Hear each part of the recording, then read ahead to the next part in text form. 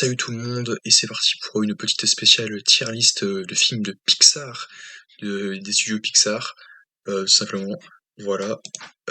Ici, donc, il y a tous les films Pixar. Alors, ils sont pas dans le bon ordre concernant la sortie des différents films d'animation. Voilà.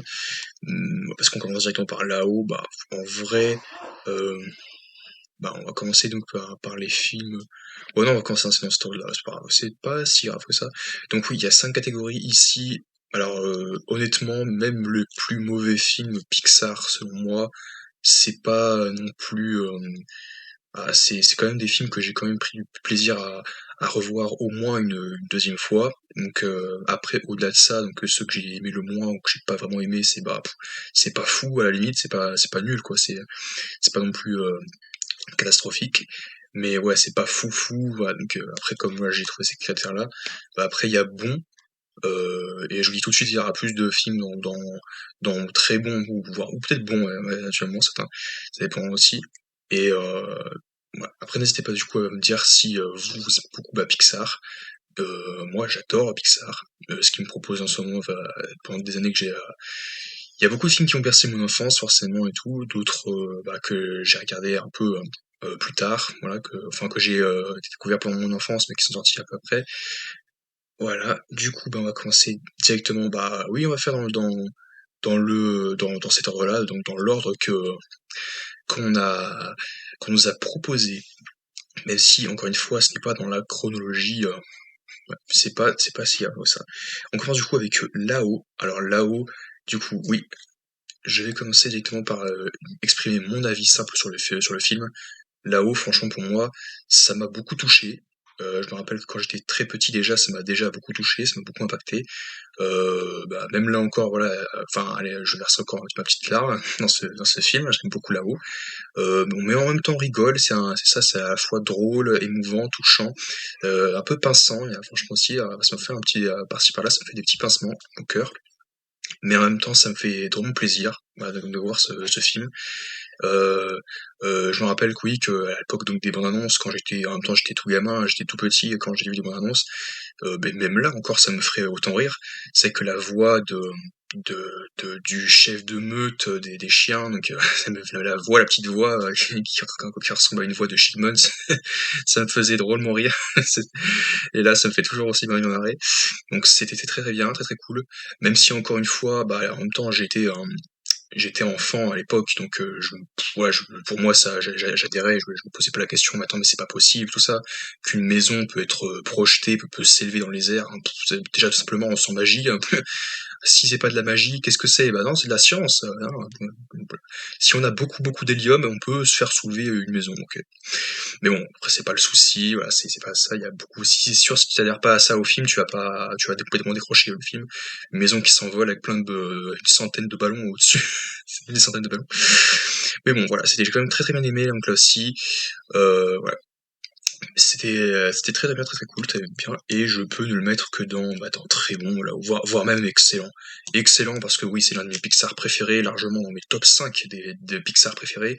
D'ailleurs, il était dans mon top 100 des films après, même si objectivement, c'est pas les 100 films de tout que j'ai vu confondu, même à l'époque, qui méritaient tous d'être dans le top 100.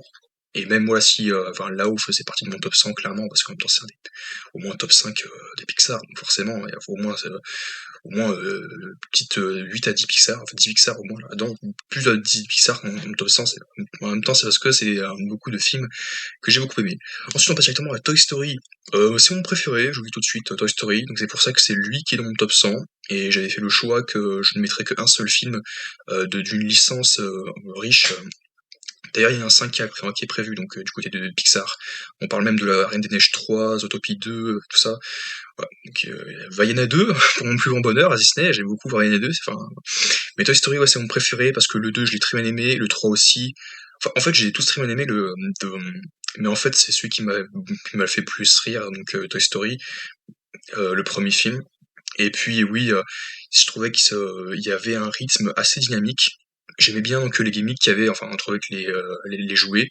le jouet qui se prend pour une personne d'un autre monde, enfin qui ne se prend pas pour un jouet, qui se prend pour un guerrier, tout ça, un explorateur de l'espace, voilà, donc qui viendrait dont je ne sais où, sur quelle planète pour voilà, non pas de la Terre peut-être, mais bref, c'est le film que j'ai beaucoup qui m'a plus aimé parce que même si tous les autres étaient très drôles, et puis aussi très profonds et très touchants, il y avait des messages assez bien.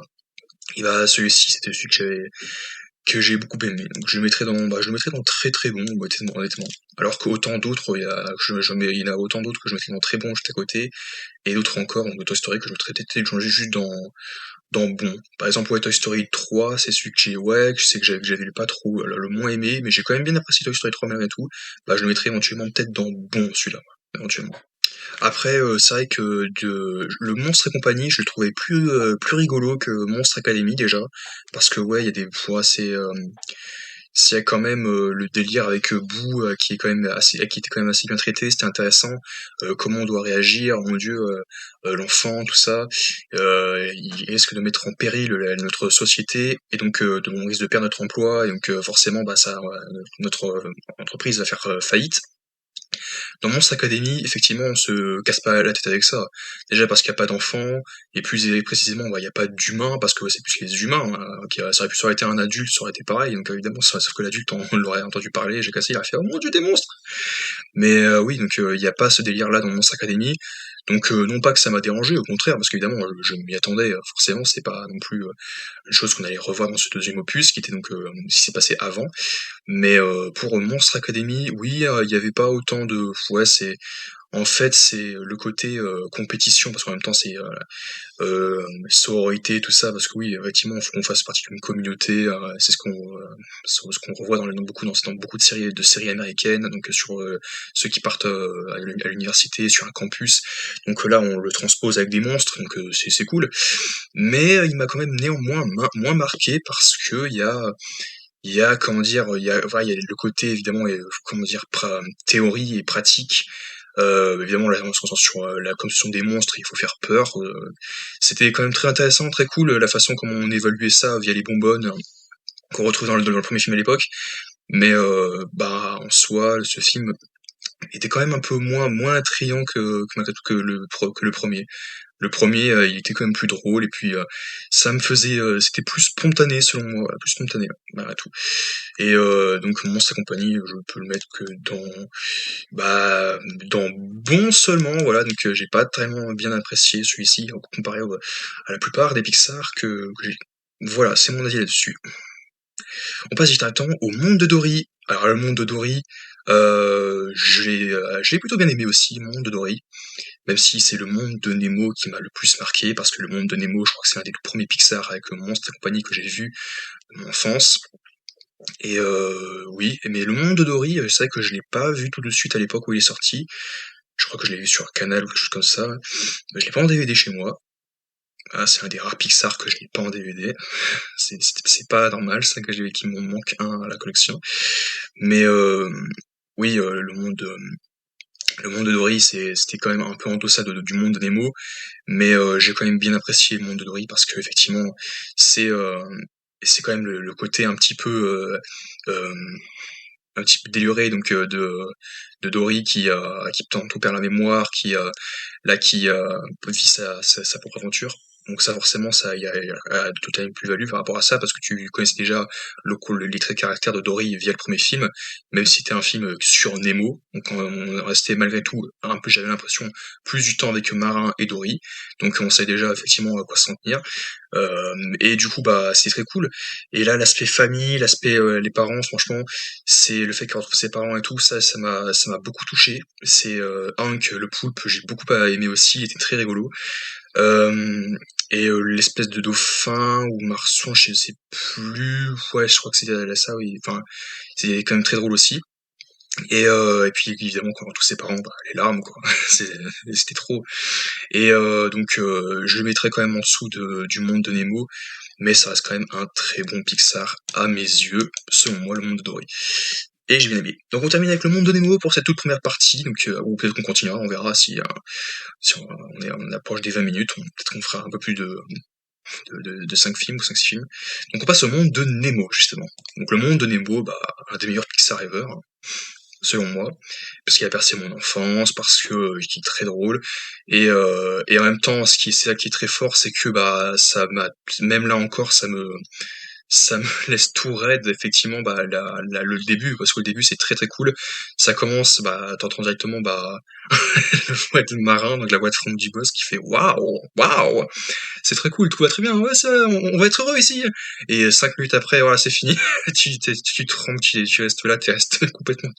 Quand j'étais petit, il y a moyen que je me rappelle que j'étais vraiment tétanisé, hein, quand je comprenais ce qui s'est passé. Je me dis putain, qu'est-ce qui se passe là? Tout est, il y a plus un poisson-chat dans, dans le, dans le récif là de marin, qu'est-ce qui se passe? Et là, évidemment. Et mais sinon après globalement c'est une superbe aventure, une superbe odyssée. Enfin c'était pas le terme qu'il faut utiliser, pas du tout, mais je m'y perds un peu. Mais ouais, on passe un peu plus de temps selon moi, donc du point de vue de Marin et d'Ori. Et c'est pour ça que je trouvais que c'était un peu plus Marin le héros, parce que Nemo en fait, bah il subit un peu ce qui lui arrive.